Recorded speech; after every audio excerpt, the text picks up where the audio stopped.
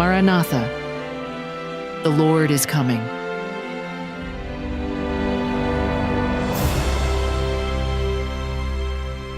January, the King is coming.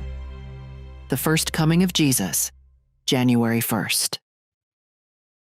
When the fullness of the time was come, God sent forth his Son, to redeem them that were under the law, that we might receive the adoption of sons. Galatians 4:4-5.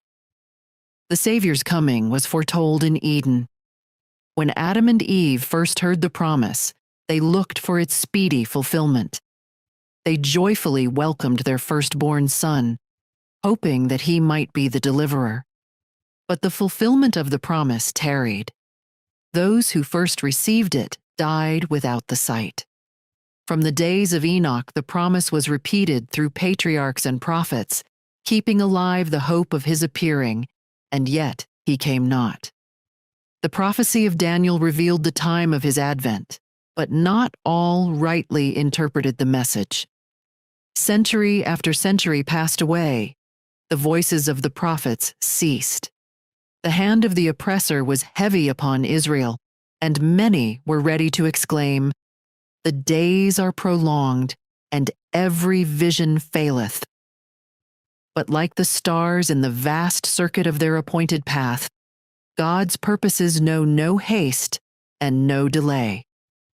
Through the symbols of the great darkness and the smoking furnace, God had revealed to Abraham the bondage of Israel in Egypt, and had declared that the time of their sojourning should be 400 years.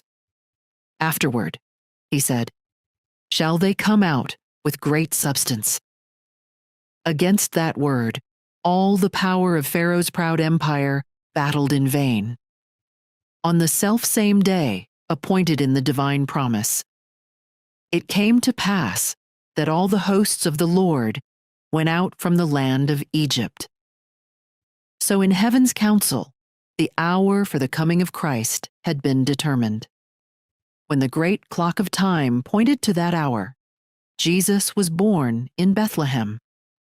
When the fullness of the time was come, God sent forth his Son. Providence had directed the movements of nations and the tide of human impulse and influence until the world was ripe for the coming of the Deliverer. Then Jesus came to restore in man the image of his Maker. None but Christ can fashion anew the character that has been ruined by sin. He came to expel the demons that had controlled the will. He came to lift us up from the dust, to reshape the marred character after the pattern of his divine character, and to make it beautiful with his own glory.